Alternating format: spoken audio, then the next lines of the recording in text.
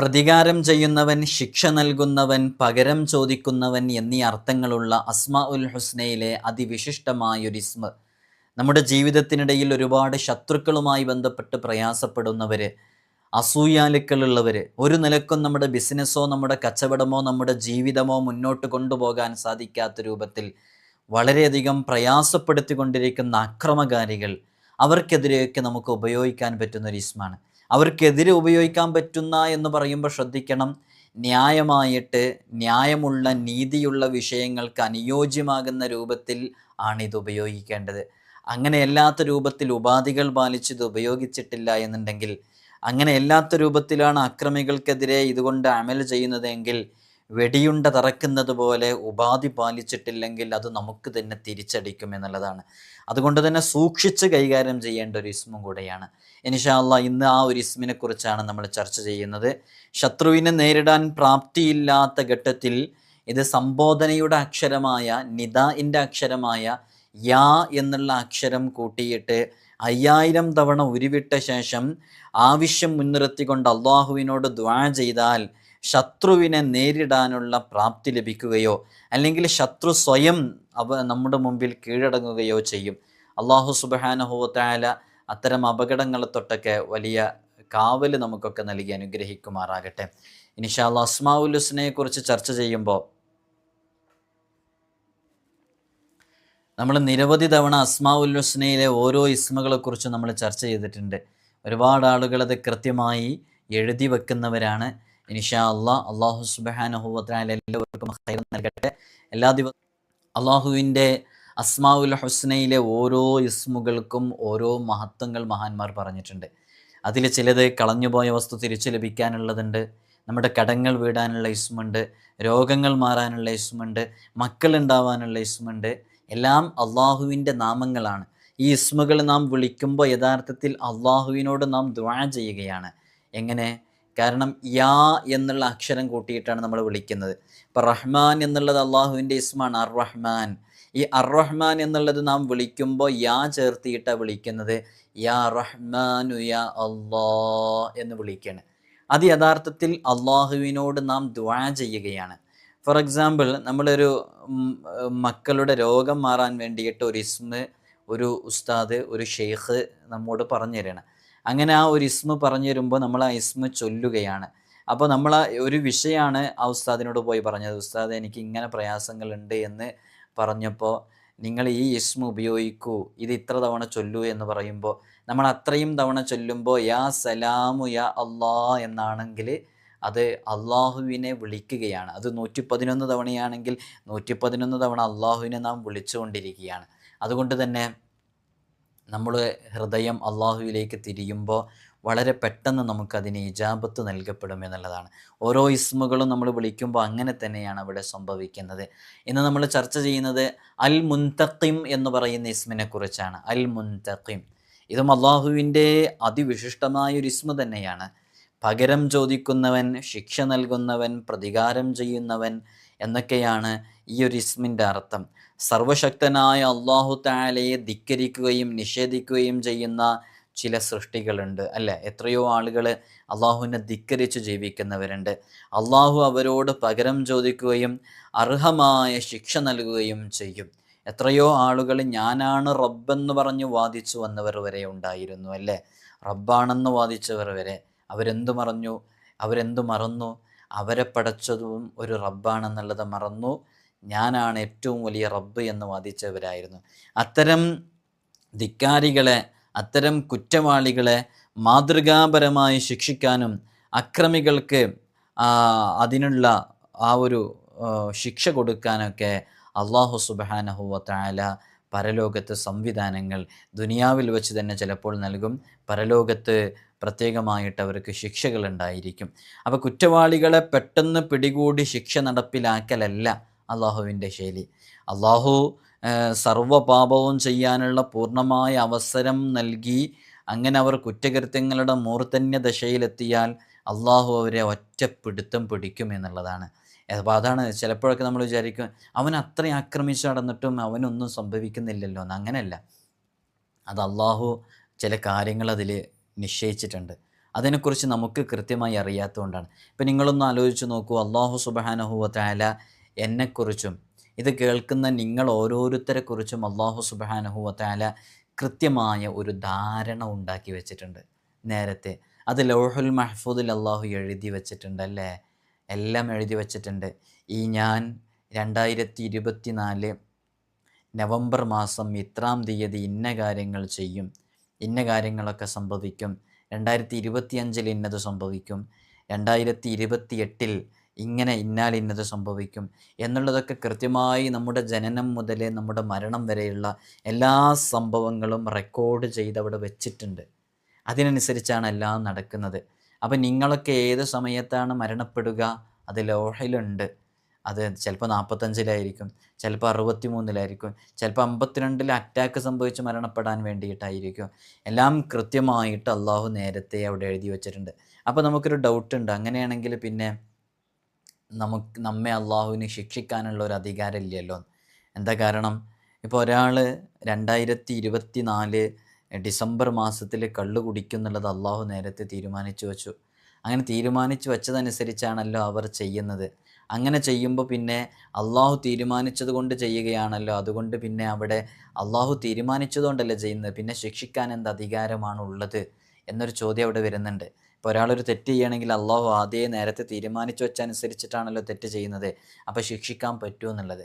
യഥാർത്ഥത്തിൽ അങ്ങനെയല്ല. അവിടെ മനസ്സിലാക്കേണ്ട രൂപം, അള്ളാഹു അവന് ഒരു മദ്യത്തിൻ്റെ ഒരു ചഷകം, ഒരു ഗ്ലാസും അവൻ്റെ മുമ്പിലേക്ക് വരുമ്പോൾ ആ മദ്യം തിരഞ്ഞെടുക്കാൻ, അത് കുടിക്കണ്ട അത് കുടിക്കണം എന്നുള്ള ചോയ്സാണ് അള്ളാഹു കൊടുക്കുന്നത്. ആ ചോയ്സ് കൊടുത്തിട്ട് അവന് കുടിക്കാതിരിക്കാനുള്ള അവസരമുണ്ടായിട്ടും അവനത് കുടിക്കാൻ വേണ്ടിയിട്ട് അവൻ്റെ ആ അവസരം നഷ്ടപ്പെടുത്തി കുടിക്കാൻ വേണ്ടി അവൻ തയ്യാറാകുന്നു. അതിനാണ് അള്ളാഹു ശിക്ഷിക്കുന്നത്. അങ്ങനൊരു ചോയ്സ്, ഒരവസരം അള്ളാഹു അവന് കൊടുത്തിട്ട് ആ കൊടുക്കുന്ന അവസരം അവന് നല്ലതിന് വേണ്ടി ഉപയോഗപ്പെടുത്തൂല എന്ന് അള്ളാഹുവിന് നേരത്തെ അറിയാം. ആ അറിവ് പ്രകാരമാണ് അള്ളാഹു ഇവിടെ എഴുതി വച്ചിട്ടുള്ളത്. ഇത് ആലിമീങ്ങൾക്കിടയിൽ വളരെ സങ്കീർണമായി ചർച്ച ചെയ്യുന്നൊരു വിഷയമാണ്. സാധാരണക്കാർക്ക് എത്രത്തോളം ഇത് പറഞ്ഞാൽ മനസ്സിലാകുമെന്നുള്ളത് അറിയൂല. അതുകൊണ്ട് ഈ ഒരു ഭാഗം മനസ്സിലാകാത്തവർ ക്ഷമിക്കണം എന്ന് ഓർമ്മപ്പെടുത്തുകയാണ്. അത് കുറച്ചും കൂടി ഡീറ്റെയിൽ ആയിട്ട് പറയുമ്പോൾ അത് ചിലപ്പോൾ ചിലർക്ക് കൂടുതൽ മനസ്സിലാകും, ചിലർക്കൊന്നും തിരിയാതെയാകും. അതുകൊണ്ടാണ് അതിനെക്കുറിച്ച് പറയാത്തത്. അപ്പോൾ നമ്മളിപ്പോൾ ആകെ പറഞ്ഞത്, അള്ളാഹു സുബ്ഹാനഹു വ തആല ധിക്കാരികളായി നടക്കുന്ന ധിക്കാരികൾക്ക് ഈ ദുനിയാവിൽ വെച്ച് തന്നെ അള്ളാഹു സുബ്ഹാനഹു വ തആല വലിയ ശിക്ഷകൾ ചിലപ്പോൾ നൽകും, ചിലപ്പോൾ പരലോകത്ത് വെച്ച് നൽകും. ചിലപ്പോൾ ആ ശിക്ഷകൾ, നമ്മളിന്ന് ആ ഇസ്മിനെ കുറിച്ചാണ് ചർച്ച ചെയ്യുന്നത്, അതുകൊണ്ടാണ് പറയുന്നത്. അപ്പോൾ ചിലപ്പോൾ ശിക്ഷകൾ അള്ളാഹു പിന്തിപ്പിക്കും. ആദ്യം ഒരാളെ കൊന്നു കഴിഞ്ഞിട്ട് അയാൾ വളരെ സുഖമായിട്ട് ജീവിക്കുന്നു. അയാൾ കൊന്നതിന് ശേഷമാണ്, കൊലപ്പെടുത്തിയതിന് ശേഷമാണ് അയാൾക്ക് ഒരുപാട് ഖൈറാത്തുകൾ വന്നതായിട്ട് മറ്റുള്ളവർക്ക് കാണുന്നത്. അപ്പോൾ അവരങ്ങനെ ജീവിച്ചുകൊണ്ടിരിക്കും. പിന്നെയും അങ്ങനെ തന്നെ. പക്ഷേ ഒരു നിമിഷം അള്ളാഹു അവനെ പിടിക്കും. അവനെ അങ്ങനെ ലൂസാക്കി വിട്ടിരിക്കണേ, നന്നാകാനുള്ള അവസരങ്ങൾ അവന് കൊടുക്കണേ. അങ്ങനെ കൊടുത്തും അവസാന ഘട്ടത്തിലും റെഡി ആയിട്ടില്ലെങ്കിൽ ഒരൊറ്റ പിടുത്തം അള്ളാഹു പിടിക്കും. ആ രൂപത്തിലാണ് അള്ളാഹു സുബ്ഹാനഹു വ തആല ചില സന്ദർഭങ്ങളിൽ അള്ളാഹുവിൻ്റെ പ്രവർത്തനങ്ങളുള്ളത്. അപ്പോൾ പലപ്പോഴും നമ്മളൊരു ചൂണ്ടലിട്ടിട്ടുണ്ടെങ്കിൽ ആ ചൂണ്ടലിൽ ഇര കൊത്തി വലിച്ചു കൊണ്ടുപോകുന്ന മത്സ്യത്തെ അത് വലിച്ചെടുക്കുന്ന രൂപത്തിൽ നമ്മൾ ചിലപ്പോൾ അതിങ്ങനെ അയച്ചിങ്ങനെ കൊടുക്കും, നന്നായിട്ട് കൊത്തട്ടെ എന്ന് കരുതിയിട്ടല്ലേ മീൻ പിടിക്കുന്ന ആളുകൾ ചൂണ്ടയിൽ നന്നായിട്ട് ആ ഇരയിൽ കൊത്തിപ്പിടിച്ച് വലിക്കുന്ന സമയത്ത് കൃത്യമായിട്ടുള്ള കുടുങ്ങും എന്ന രൂപത്തിൽ അല്ലേ. അപ്പോൾ ആ രൂപത്തിൽ, അപ്പോൾ എത്ര വലിയ ശത്രുക്കളും അവർ എങ്ങനെ ഈ ഭൂമിയിൽ ജീവിച്ചാലും ഒരു കാലത്ത് അവർ പിടികൂടുക തന്നെ ചെയ്യും. അതുകൊണ്ട് നമ്മുടെ മനസ്സിനോട്, നമ്മുടെ ശരീരത്തിനോട് ഈ ഇസ്മ നൽകുന്ന ഒരു പാഠമെന്ന് പറഞ്ഞാൽ, നമ്മളൊരിക്കലും ഒരാളെയും വേദനിപ്പിക്കരുത്.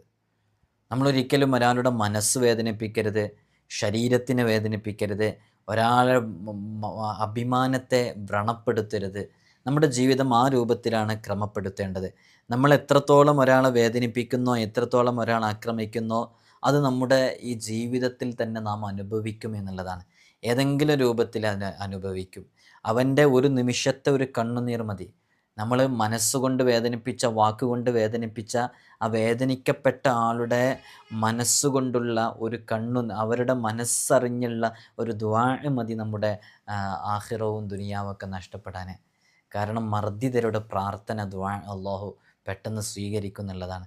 അതുകൊണ്ട് ഇനിയുള്ള ജീവിതം അൽ മുന്തഖിം എന്ന ഇസ്മ നമ്മോട് ആവശ്യപ്പെടുന്നത് ഒരിക്കലും നമ്മുടെ ജീവിതത്തിൽ മറ്റൊരാളെ വേദനിപ്പിച്ചു കൊണ്ടുള്ള ഒരു ക്രമമുണ്ടായിരിക്കരുത്. ഏതു നിമിഷവും നമുക്കിവിടെ നിന്ന് മരണപ്പെട്ടു പോകാം.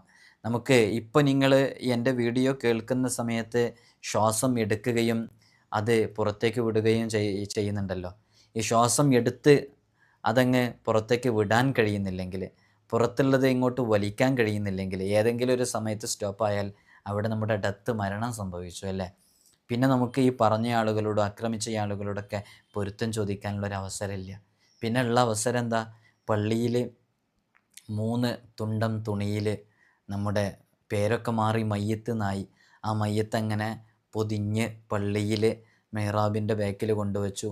ആളുകളുടെ മുഖത്തൊക്കെ ദുഃഖം പേറിയിട്ട്, അല്ലെങ്കിൽ ദുഃഖം പേറിയ രൂപത്തിൽ അഭിനയിച്ച് ആളുകളൊക്കെ പുറത്തിങ്ങനെ മയ്യത്ത് നിസ്കരിക്കാൻ വേണ്ടി കാത്തിരിക്കുകയാണ്. ഒരുപാട് ആളുകൾ ഇങ്ങനെ നിസ്കരിക്കുന്നിടത്തേക്ക് ഇങ്ങനെ കയറി വുളു എടുത്ത് ഇങ്ങനെ കയറി വരുന്നുണ്ട്. പള്ളിയിൽ നിന്ന് ഇമാമ് ചോദിക്കുന്നുണ്ട്, ഇനി ആരെങ്കിലും വുളു എടുത്ത് കയറാനുണ്ടോ? ഒരാളും കൂടി മയ്യത്ത് നിസ്കരിച്ചിട്ടുണ്ടെങ്കിൽ ഈ മയ്യത്തിന് അത്രയും ദോഷം പുറത്തിട്ടാൻ കാരണമാവുമല്ലോ. അതുകൊണ്ട് ഇവിടെ ചോദിക്കും, ഇനി ആരെങ്കിലും കയറാനുണ്ടോ? എല്ലാവരും വുളു എടുത്ത് കയറിയോ? എന്നാൽ നിസ്കാരം തുടങ്ങിയല്ലേ. എൻ്റെയും നിങ്ങളുടെയൊക്കെ ശരീരം അതുപോലെ കൊണ്ടുപോയി വെക്കും പള്ളിയിൽ. അങ്ങനെ പള്ളിയിൽ കൊണ്ടുപോയി വെച്ചിട്ട് അവസാനം അവിടുന്ന് ഒന്നുകിലോ മകന്, അല്ലെങ്കിൽ പള്ളിയിലെ ഇമാമ് മകന് വേണ്ടി ചോദിക്കും, ഈ നമ്മുടെ പ്രിയപ്പെട്ട അബ്ദുറഹ്മാൻ ഹാജിയുടെ ജനാസയാണ് ഇവിടെ ഹാദിറായിട്ടുള്ളത്, നമ്മൾ മയ്യത്ത് നിസ്കരിക്കാൻ പോവുകയാണ്. അതുകൊണ്ട് മയ്യത്ത് നിസ്കരിക്കുന്നതിൻ്റെ തൊട്ട് മുമ്പായിട്ട് മനുഷ്യ സഹജമായി മനസ്സാവാച കർമ്മണ ഏതെങ്കിലും രൂപത്തിൽ അബ്ദുറഹ്മാൻ ഹാജിയുടെ ഭാഗത്ത് നിന്ന് നിങ്ങൾക്ക് എന്തെങ്കിലും ഇഷ്ടക്കേട്, അരുതായ്മ അത് മനുഷ്യ സഹജമായിട്ട് സംഭവിച്ചിട്ടുണ്ടെങ്കിൽ അത് പരലോകത്തേക്ക് നീട്ടിവെക്കരുത്, നിങ്ങളത് പുറത്തു കൊടുക്കണമെന്ന് മകനോ അവിടെയുള്ള ഇമാമോ അവിടെയുള്ള ഖത്തീബോ ഒക്കെ പ്രത്യേകം ചോദിക്കും. അങ്ങനെ ചോദിച്ച് പൊരുത്തം വാങ്ങിക്കേണ്ട ഒരവസ്ഥ നമ്മുടെ ജീവിതത്തിൽ ഉണ്ടാവരുത്. നമ്മൾ ഈ ദുനിയാവിൽ വെച്ച് തന്നെ ആരെങ്കിലും വേദനിപ്പിച്ചിട്ടുണ്ടെങ്കിൽ, ആരെങ്കിലും ആക്രമിച്ചിട്ടുണ്ടെങ്കിൽ ഇപ്പോൾ തന്നെ അവരോട് പറഞ്ഞ് പൊരുത്തപ്പെടിച്ച് നല്ല രൂപത്തിൽ മരണത്തിന് തയ്യാറായി നിൽക്കാൻ നമുക്ക് സാധിക്കണം. അള്ളാഹു നമ്മുടെ ആഖിബത്ത് നന്നാക്കിയിട്ട് ലാ ഇലാഹ ഇല്ലല്ലാ എന്ന കലിമ ചൊല്ലി മരണപ്പെടുന്ന നല്ല വിഭാഗം ആളുകളിൽ അള്ളാഹു നമ്മയൊക്കെ ഉൾപ്പെടുത്തി അനുഗ്രഹിക്കുമാറാകട്ടെ. നമ്മുടെ ഈ ശരീരം എന്ന് പറയുന്നത് യഥാർത്ഥത്തിൽ ഈ ശരീരം അല്ല ഇതിൻ്റെ കാതലായ വശം. ഇതിനൊരു ആത്മാവുണ്ട്. അതാണ് ആ ആത്മാവ് അതെപ്പോഴും നമ്മുടെ ഹൃദയം ശുദ്ധീകരിച്ചു കൊണ്ടേയിരിക്കണം. നമ്മളെപ്പോഴും ശ്രദ്ധിക്കുന്നത് നമ്മുടെ ശരീരം മോടി പിടിപ്പിക്കാനാണ്, ശരീരത്തിൻ്റെ സ്കിന്ന് അത് വൈറ്റനിങ് ചെയ്യാനാണ്. അതിന് നല്ല കളറ് കിട്ടണം. അപ്പോൾ അതിന് മേക്കപ്പ് ചെയ്യണം, അതിന് പൗഡർ ഇടണം, അതിന് കോസ്മെറ്റിക്സ് ഉപയോഗിക്കണം. നമ്മുടെ ഈ ശരീരത്തിലുള്ള കാർക്കൂന്തൽ പോലെ ഒഴുകിക്കിടക്കുന്ന ഈ മുടി, ആ മുടി നല്ലോണം ഗ്ലോ ലഭിക്കണം, അത് നല്ല ഗ്ലൈസിങ് ഉണ്ടാവണം, അത് മറ്റുള്ളവർ ആകർഷിക്കുന്ന രൂപത്തിലായിരിക്കണം. ഇങ്ങനെ നമ്മളെപ്പോഴും ശ്രദ്ധിക്കാറുള്ളത് നമ്മുടെ ഈ ബാഹ്യഭാഗങ്ങളാണല്ലേ. നമ്മൾ പുറത്തിറങ്ങുന്ന സമയത്ത് ഇപ്പോൾ ട്രെൻഡിങ്ങിൽ കിടക്കുന്ന എല്ലാവരും ധരിക്കുന്ന, അപ്പുറത്തെ വീട്ടിലുള്ള അവർ ധരിക്കുന്ന അങ്ങനത്തെ ഡ്രസ്സ് നമുക്ക് വേണം. നമ്മളെപ്പോഴും കോൺസെൻട്രേറ്റ് ചെയ്യുന്നത് നമ്മുടെ ബാഹ്യമായ ചില വിഷയങ്ങളിലേക്ക് മാത്രമാണ്. എന്നാൽ അതൊന്നൊന്നുമല്ല. നാം എപ്പോഴും ശ്രദ്ധിക്കേണ്ടത് നമ്മുടെ ഹൃദയമാണ്. ആ ഹൃദയം എത്രമേൽ ശുദ്ധിയുള്ളതാണോ അത്രമേൽ നമ്മുടെ പരലോകത്തേക്ക് നമുക്ക് ഉപകരിക്കും. എന്നാൽ ആ പുറമേ കാണുന്ന ഈ വസ്ത്രവും നമ്മുടെ ശരീരവും നമ്മുടെ സ്കിന്നും നമ്മുടെ മുടിയൊക്കെ അത് വൃത്തിയില്ലെങ്കിലും, വൃത്തി വേണം എന്നുള്ളതാണ് ശുദ്ധ ഈമാനിൻ്റെ പകുതിയാണ്. അതിനേക്കാളും പ്രാധാന്യം ഇതിനാണെന്നാണ് പറയുന്നത്. നിങ്ങൾക്ക് എത്രയോ വലിയ വലിയ മഹാന്മാരെ കാണാം. അവരൊക്കെ നടന്നു പോകുമ്പോൾ, വഴിയോരങ്ങളിലൂടെ നടന്നു പോകുമ്പോൾ ചടകുത്തിയ മുടിയുമായിട്ട് അല്ലേ. അവർ ചിലപ്പോൾ 3 ദിവസം 4 ദിവസം 6 ദിവസം ഒരാഴ്ചയൊക്കെ ഒരൊറ്റ ഡ്രസ്സ് മാത്രം ധരിച്ചിങ്ങനെ നടന്നു പോകും. പക്ഷെ അവരുടെ ചുണ്ടുകൾ ഇങ്ങനെ ചലിച്ചു കൊണ്ടേയിരിക്കുന്നുണ്ടാകും. അവരുടെ വിരലുകൾക്കിടയിലൂടെ ജപമാല ഇങ്ങനെ മറിച്ചു കൊണ്ടേയിരിക്കുന്നുണ്ടാകും. അവർ ദിക്റിലാണ്, അവർ തസ്ബീഹിലാണ്, അവർ അള്ളാഹുവിൽ ലയിച്ചിരിക്കുകയാണ്. അത്തരം ആളുകൾ, അങ്ങനെയുള്ളൊരു കിതാബ് തന്നെയുണ്ട് ഉഖലാഉൽ മജാനീൻ എന്ന് പറഞ്ഞിട്ട്. ആ കിതാബിൻ്റെ പേര് തന്നെ ഉഖലാ ഉൽ മജാനീൻ എന്നാണ്. എന്താണ് അതിൻ്റെ അർത്ഥം? മജ്നൂൻ എന്ന് പറഞ്ഞാൽ ഭ്രാന്തന്മാർ എന്നാണ്. ഉഖല എന്ന് പറഞ്ഞാൽ ബുദ്ധിയുള്ളവർ എന്നാണ്. ഉഖലാ ഉൽ മജാനീൻ എന്ന് പറഞ്ഞാൽ ബുദ്ധിയുള്ള ഭ്രാന്തന്മാരെന്നാണ്. എന്താണ് അങ്ങനെ ആ കിതാബിന് പേര് വരാൻ കാരണം? അതിലങ്ങനെയുള്ള ചില മഹാന്മാരെ കുറിച്ചാണ് ചർച്ച ചെയ്യുന്നത്. അഥവാ മറ്റുള്ളവരുടെ ദൃഷ്ടിയിലേക്ക് നോക്കുമ്പോൾ ഇവരൊരു ഭ്രാന്തന്മാരാണ് അവരുടെ രൂപം കാണുമ്പോൾ. പക്ഷേ അവർ യഥാർത്ഥത്തിൽ ഭ്രാന്തന്മാരല്ല, അവർ ബുദ്ധിമാന്മാരാണ്. അവരവരുടെ ഹൃദയം ശുദ്ധീകരിക്കാൻ നിൽക്കുമ്പോൾ, അവരവരുടെ ദോഷങ്ങൾ പുറത്തു കിട്ടാൻ വേണ്ടിയിട്ട് അള്ളാഹുവിൻ്റെ സ്മരണയിലായി ജീവിക്കുമ്പോൾ, അവർ ദുനിയാവിന് ഒരു ഈച്ചയുടെ ചിറകിൻ്റെ വില പോലും നൽകാത്തത് കൊണ്ട് തന്നെ അവർ ദുനിയാവിലുള്ള വിഷയങ്ങളൊന്നും ശ്രദ്ധിക്കുന്നില്ല. മറ്റുള്ളവരെന്നെ നോക്കുന്നുണ്ട്, അവരെന്നെ പരിഗണിക്കുന്നുണ്ടോ ഇല്ല, ഇതൊന്നും അവർ ശ്രദ്ധിക്കുന്നില്ല. അവരുടെ മനസ്സിൽ അള്ളാഹ് എന്ന് മാത്രമേ ഉള്ളൂ. അതുകൊണ്ട് തന്നെ അവർ യഥാർത്ഥത്തിൽ ബുദ്ധിമാന്മാരാണ്. മറ്റുള്ളവരുടെ മുമ്പിൽ അവർ ഭ്രാന്തന്മാരാണെങ്കിലും അത്തരം ആളുകൾക്കാണ് ബുദ്ധിയുള്ള ഭ്രാന്തന്മാരെന്ന് പറയുന്നത്.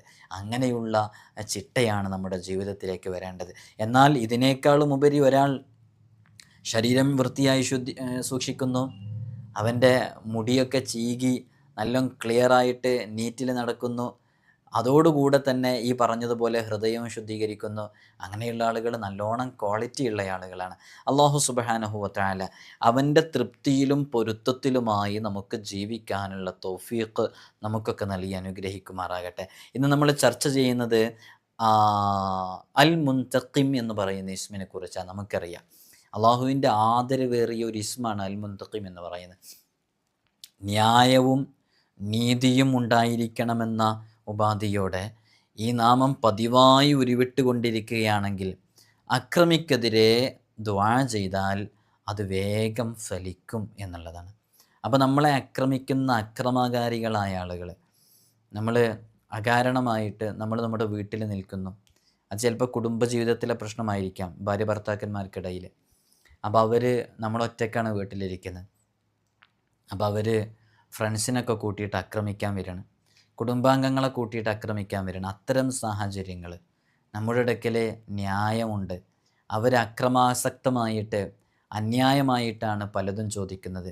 മരണപ്പെട്ടതിന് ശേഷം, മാതാപിതാക്കൾ മരണപ്പെട്ടതിന് ശേഷം ആ സ്ഥലവും പ്രോപ്പർട്ടിയും സ്വന്തം പേരിൽ എഴുതി കൊടുക്കാത്തതിൻ്റെ പേരിൽ, സ്വർണം കൊടുക്കാത്തതിൻ്റെ പേരിൽ, ചെറിയ ചെറിയ കാര്യങ്ങൾക്ക് വാശി പിടിച്ചതിൻ്റെ പേരിലൊക്കെ ആക്രമിക്കാൻ വേണ്ടി വരുന്ന അക്രമകാരികളായ ആളുകൾക്കെതിരെ ന്യായമായ രൂപത്തിൽ നമ്മുടെ ശരീരത്തിനൊന്നും സംഭവിക്കാതിരിക്കാൻ വേണ്ടി ഈ ഇസ്മ ഉപയോഗിക്കുകയാണെങ്കിൽ അതിന് നല്ല ഫലമുണ്ടാകുമെന്നുള്ളതാണ്.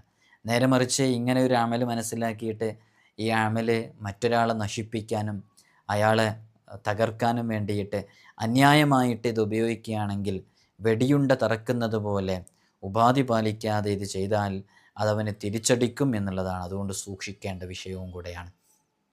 അള്ളാഹുവിനെ ഭയപ്പെടുക. അള്ളാഹുവിനെ നാം ഭയപ്പെടുമ്പോൾ നമ്മുടെ ശത്രുക്കൾ നമ്മെ ഭയപ്പെടും എന്നുള്ളതാണ്.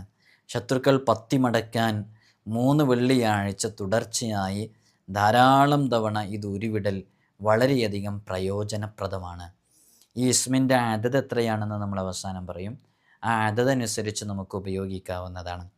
അപ്പോൾ ശത്രുവിനെ നേരിടാൻ പ്രാപ്തിയില്ലാത്ത ഘട്ടത്തിൽ, നമ്മുടെ ശത്രു ശക്തരാണെന്ന് പറയുമ്പോൾ ശക്തി സാമ്പത്തികമായി കഴിവുണ്ടായതുകൊണ്ട് ആ ഒരു ഗർവുള്ള ആളുകളായിരിക്കും, അതൊക്കെ ശക്തിയിൽ പെടും.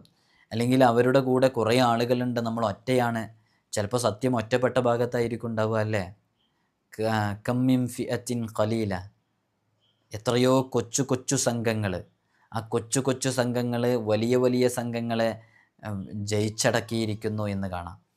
അപ്പോൾ നമ്മൾ ന്യായമുള്ളത് നമ്മുടെ അടുക്കലാണ് എന്നുണ്ടെങ്കിൽ നമ്മൾ ഒരാളാണെങ്കിലും നമ്മൾ ന്യായപരമായിട്ട് വിജയിക്കുമെന്നുള്ളതാണ്. അതുകൊണ്ട് ശത്രുവിനെ നേരിടാൻ പ്രാപ്തിയില്ലാത്ത ഘട്ടത്തിൽ ഇത് നിദാഇൻ്റെ അക്ഷരമായ യാ എന്നുള്ള അക്ഷരം ചേർത്തിയിട്ട് 5000 തവണ ഉരുവിട്ട ശേഷം തൻ്റെ ആവശ്യം മുൻനിർത്തി അള്ളാഹുവിനോട് ദുആ ചെയ്താൽ ആ ദുആ പെട്ടെന്ന് സ്വീകരിക്കപ്പെടും. അള്ളാഹുവിൻ്റെ ഒരു ഇസ്മാണല്ലോ ഇസ്മ.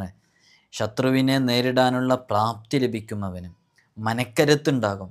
എങ്ങനെയാണ് ആ ശത്രുവുമായി ബന്ധപ്പെട്ട് നമ്മെ ആക്രമിക്കാൻ വരുന്ന അക്രമകാരികളുമായി ബന്ധപ്പെട്ട് നമ്മുടെ തീരുമാനങ്ങൾ എടുക്കേണ്ടത് എന്നുള്ളതിൻ്റെ ഒരു കൃത്യമായ ഒരു ധാരണ അവൻ്റെ ഹൃദയത്തിലേക്ക് വരും. അള്ളാഹു നമുക്കെതിരെ പ്രവർത്തിക്കുന്ന ശത്രുക്കളുടെ എല്ലാ കുതന്ത്രങ്ങളും വഞ്ചനകളും ചതികളും അള്ളാഹു പാടെ പരാജയപ്പെടുത്തട്ടെ. ഇൻഷാ അല്ലാഹ് അത്തരം ആളുകളുടെ ഒരു പ്രവർത്തനവും നമ്മിലേക്ക് സംഭവിക്കാതിരിക്കാൻ വേണ്ടിയിട്ട് അസ്മാഉൽ ഹുസ്ന മുറുകെ പിടിക്കുക എന്നുള്ളത് വലിയ ഫലമുള്ളതാണ്. അപ്പോൾ ഇതിൻ്റെ അക്ഷരസംഖ്യയോളം ഉരുവിട്ടുകൊണ്ടിരുന്നാൽ അവന് ഒരുപാട് വിഷയങ്ങൾ നേടിയെടുക്കാൻ സാധിക്കുമെന്നുള്ളതൊക്കെ കാണാം. അതിൻ്റെ അതത് എത്രയാണെന്ന് നമ്മൾ പറയുന്നുണ്ട്. ഇൻഷാ അല്ലാഹ് അല്ലാഹു സുബ്ഹാനഹു വ തആല നമ്മുടെ ഏതേതു പ്രതിസന്ധികളെയും അല്ലാഹു വലിയ സലാമത്ത് നൽകി തരണം ചെയ്യാനുള്ള തൗഫീഖ് നമുക്കൊക്കെ നൽകി അനുഗ്രഹിക്കുമാറാകട്ടെ. ഇതിൻ്റെ അതതെന്ന് പറയുന്നത് നമുക്കറിയാം. ഇതിൻ്റെ അതത് മീം, ആദ്യത്തെ അക്ഷരം മീമാണ്. മീം എന്ന് പറഞ്ഞാൽ 40 നൂന് 50 പിന്നെ അൽ മുന്തഖിം എന്ന് പറയുമ്പോൾ താ ആണ്, താ 400 ഖാഫ് അത് 100 പിന്നെ മീം 40, അങ്ങനെ ആകെ 630. അപ്പോൾ ഇത് ദിക്റാക്കി കൊണ്ട് നടക്കുന്ന പല ആളുകളുണ്ട്. അപ്പോൾ ഇത് ദിക്റാക്കി കൊണ്ട് നടന്നു കഴിയുമ്പോൾ ഇതിൻ്റെ റൂഹാനി വന്നിട്ട്, ഇതുമായി ഏൽപ്പിക്കപ്പെട്ട ഖാദിമീങ്ങൾ വന്നിട്ട് അവന് ഏത് വിഷയത്തിനാണോ ഇത് ചെയ്യുന്നത് ആ വിഷയത്തിൽ അവന് ഖിദ്മത്ത് ചെയ്യും എന്നുമുണ്ട്. അതുകൊണ്ട് തന്നെ വളരെ ആത്മാർത്ഥമായിട്ട് ഈ ഇസ്മ ഉപയോഗപ്പെടുത്തുക. നല്ല സമയങ്ങൾ ദുആയ്ക്ക് വേണ്ടിയിട്ട് നാം തിരഞ്ഞെടുക്കുക. ദുആയ്ക്ക് ഇജാബത്ത് കിട്ടുന്ന ഒരുപാട് ശ്രേഷ്ഠമായ സമയങ്ങളുണ്ട്. ഇപ്പോൾ ജുമുഅ ദിവസം, വെള്ളിയാഴ്ച ദിവസം, വെള്ളിയാഴ്ച രാവ്, വെള്ളിയാഴ്ച പകൽ, ഇതിൻ്റെ ഓരോ സമയങ്ങളും ആഴ്ചയിൽ കടന്നു വരുന്ന വളരെ പ്രധാനപ്പെട്ട സമയവും ദിവസമൊക്കെയാണ്. നമ്മളിൽ പലരും അത് ഗൗനിക്കാറില്ല. പഴയ കാലം മുതലൊക്കെ വെള്ളിയാഴ്ച രാവാകുമ്പോഴേക്ക് വെള്ളിയാഴ്ചയുടെ ഒരുക്കം വ്യാഴാഴ്ച അസ്ർ മുതൽ തുടങ്ങും പൂർവികർ. നമ്മൾക്ക് വെള്ളിയാഴ്ച ജുമുഅക്ക് പോകാനുള്ള സമയമായാലും അതിൻ്റെ ഗൗരവം പലർക്കും മനസ്സിലാകാറില്ല. എത്ര നേരം വൈകിയാണ് പലരും ജുമുഅക്കൊക്കെ എത്താറുള്ളത്, എത്ര നേരം വൈകിയാണ് നമ്മുടെ വീടകങ്ങളിൽ നിന്ന് പലരും ജുമുഅക്ക് പോകാറുള്ളത്. എന്നാൽ അങ്ങനെയാണോ പഴയ കാലങ്ങളിലുണ്ടായിരുന്നത്? വ്യാഴാഴ്ച അസ്ർ മുതലേ നഖം മുറിച്ച് ശരീരത്തിൽ നീക്കേണ്ട രോമങ്ങളും ശരീരത്തിലെ അഴുക്കുകളൊക്കെ നീക്കി വെള്ളിയാഴ്ച രാവിലേക്ക് തയ്യാറായിട്ട് മഗ്രിബ് നിസ്കാരം മുതൽ നിസ്കാരപ്പായയിലും അതുപോലെ തന്നെ പള്ളിയിലൊക്കെ ആയിട്ട്, പള്ളിയിലൊക്കെ സജീവമായിട്ട് സ്വലാത്തിൻ്റെയും ദിക്റിൻ്റെയും മജ്ലിസുകളിലൊക്കെ പങ്കെടുത്ത് സജീവമായിരുന്നൊരു കാലഘട്ടം ഭൂതകാലത്തുണ്ടായിരുന്നു നമുക്ക്. അതൊക്കെ അസ്തമിച്ചു പോയി. തിരിച്ചു വരണം ആ പഴമയിലേക്ക്. എന്നാലാണ് നമുക്ക് ഓരോ വിഷയങ്ങളിലും അള്ളാഹുവിനെ തവക്കുലാക്കിയിട്ട് ദുആ ചെയ്യുമ്പോൾ നമുക്കതിന് ഇജാബത്ത് ലഭിക്കുള്ളൂ. അള്ളാഹിനെ മറന്ന് ജീവിക്കാൻ പാടില്ല. അതുപോലെ തന്നെ ഇത് ആഴ്ചയിൽ കടന്നു വരുന്നതാണ്. എന്നാൽ വർഷത്തിൽ കടന്നു വരുന്ന പല ദിവസങ്ങളുമുണ്ട്. അറഫാ ദിനം വളരെ പ്രധാനപ്പെട്ട ഒരു ദിവസമാണ്. രാത്രി ലൈലത്തുൽ ഖദറിൻ്റെ രാത്രിയാണ് ഏറ്റവും ശ്രേഷ്ഠതയുള്ളത്. ഒരു വർഷത്തിൽ ഏറ്റവും ശ്രേഷ്ഠതയുള്ള പകൽ ഏതാണ്? അത് അറഫയുടെ ദിവസമാണ്. ആരും അത്രമേൽ ഗൗനിക്കാറില്ല. അറഫ എന്നാണെന്ന് പോലും അറിയാതെ ജീവിച്ചു കൊണ്ടിരിക്കുന്നവരുണ്ടായേക്കും. അള്ളാഹു കാത്തുരക്ഷിക്കട്ടെ. മാസങ്ങളിൽ കടന്നു വരാറുണ്ട് അല്ലേ? മാസമായിട്ട്, ഒരു മാസം മുഴുവനായിട്ട് കടന്നു വരാറുണ്ട്. അതാണ് പരിശുദ്ധമായ റമദാൻ മാസം. ഒരു ദിവസത്തിൽ തന്നെ, ആഴ്ചയിൽ തന്നെ വെള്ളിയാഴ്ച കടന്നു വരുമ്പോൾ ഒരു ദിവസത്തിൽ തന്നെ പല സന്ദർഭങ്ങളിലായി കടന്നു വരുന്ന ഒരു സാഹചര്യമുണ്ട് ദുആക്ക് ഇജാബത്ത് കിട്ടുന്നത്. അതേതാണെന്നറിയോ? നമ്മുടെ സുജൂദിലായി കിടക്കുന്ന സമയം. ഒരു മനുഷ്യൻ അള്ളാഹുവിനോട് ഏറ്റവും കൂടുതൽ അടുത്ത് നിൽക്കുന്നത് അഖ്റബു മാ യകൂനുൽ ആബ്ദു, ഒരു അടിമ ഏറ്റവും അടുത്ത് നിൽക്കുന്നത് അതവന് സാജിദായി കിടക്കുമ്പോഴാണ്, സുജൂദിലായി കിടക്കുമ്പോഴാണ്. അതുപോലെ തന്നെ എല്ലാ ദിവസത്തിലും നിരവധി തവണ സുജൂദ് കടന്നു വരുന്നത് പോലെ തന്നെ കടന്നു വരുന്നൊരു സന്ദർഭമാണ് നമ്മൾ വാങ്കിൻ്റെയും ഇഖാമത്തിൻ്റെയും ഇടയിലുള്ള സമയം. വളരെ പ്രധാനപ്പെട്ട സമയമാണ്. ദുആക്ക് ഇജാബത്ത് കിട്ടുന്ന സമയമാണ്. സമയങ്ങളൊക്കെ ഉപയോഗപ്പെടുത്തണം. അതുപോലെ തന്നെ ഓരോ നിസ്കാരങ്ങൾക്ക് ശേഷവും, പ്രത്യേകിച്ച് ഫർള് നിസ്കാരങ്ങൾക്ക് ശേഷം ദുആക്ക് പെട്ടെന്ന് ഇജാബത്ത് കിട്ടും. അപ്പോൾ നമ്മുടെ ഇത്തരം ദുആകളൊക്കെ നമ്മൾ ആ സമയത്തേക്ക് മാറ്റിവെച്ച് ആ പ്രത്യേകത മനസ്സിലാക്കി അപ്പോൾ ദുആ ചെയ്യുമ്പോൾ നല്ല ഫലം ലഭിക്കും. അർദ്ധരാത്രിക്ക് ശേഷം എല്ലാ രാത്രികളിലും കടന്നു വരുന്നു. അർദ്ധരാത്രിയാകുമ്പോൾ മഴ വർഷിച്ചു കൊണ്ടിരിക്കുമ്പോൾ പ്രയാസമില്ല. അപ്പോൾ അർദ്ധരാത്രി എന്ന് പറയുമ്പോൾ ഉറങ്ങി എണീക്കണ്ടേ, അല്ലെങ്കിൽ അതുവരെ ഉറക്കമിളച്ചിരിക്കണ്ടേ, തഹജ്ജുദിൻ്റെ സമയത്ത് എഴുന്നേൽക്കണ്ടേ എന്നൊക്കെ. മഴ പെയ്യുന്ന സമയം എന്ന് പറഞ്ഞാൽ മനസ്സിന് കുളിരും സന്തോഷമൊക്കെ ലഭിക്കുന്ന സമയം കൂടെ അല്ലേ. ആ സമയത്തും ദുആക്ക് ഇജാബത്തുണ്ട്. എത്ര സന്ദർഭങ്ങൾ മുത്തുനബി സല്ലല്ലാഹു അലൈഹി വസല്ലം തങ്ങൾ നമ്മെ പഠിപ്പിച്ചിട്ടുണ്ട്. ഇനിയും ഒരുപാട് സമയങ്ങളുണ്ട്. നമ്മൾ അത്തരം ഒരു വിഷയത്തെക്കുറിച്ച് പ്രത്യേകമായിട്ടൊരു വീഡിയോ തന്നെ ചെയ്തിട്ടുണ്ട്. ദുആക്ക് ഇജാബത്ത് കിട്ടുന്ന 20 സ്ഥലങ്ങളെന്നോ 18 സ്ഥലങ്ങളെന്നോ അതൊക്കെ പറഞ്ഞിട്ട് ഒരു വീഡിയോ തന്നെ ചെയ്തിട്ടുണ്ട്. അപ്പോൾ നല്ല സമയം നോക്കിയിട്ട് നമ്മുടെ വിഷയങ്ങൾ റബ്ബിൻ്റെ മുമ്പിൽ ഇറക്കി വെച്ച് അള്ളാഹുവിനോട് ആത്മാർത്ഥമായി ദുആ ചെയ്താൽ തീരാത്ത പ്രതിസന്ധികളോ മാറാത്ത രോഗങ്ങളോ ഒരു വിഷയങ്ങളുണ്ടാവില്ല. അള്ളാഹു സുബ്ഹാനഹു വ തആല നമുക്ക് സലാമത്ത് നൽകി അനുഗ്രഹിക്കുമാറാകട്ടെ.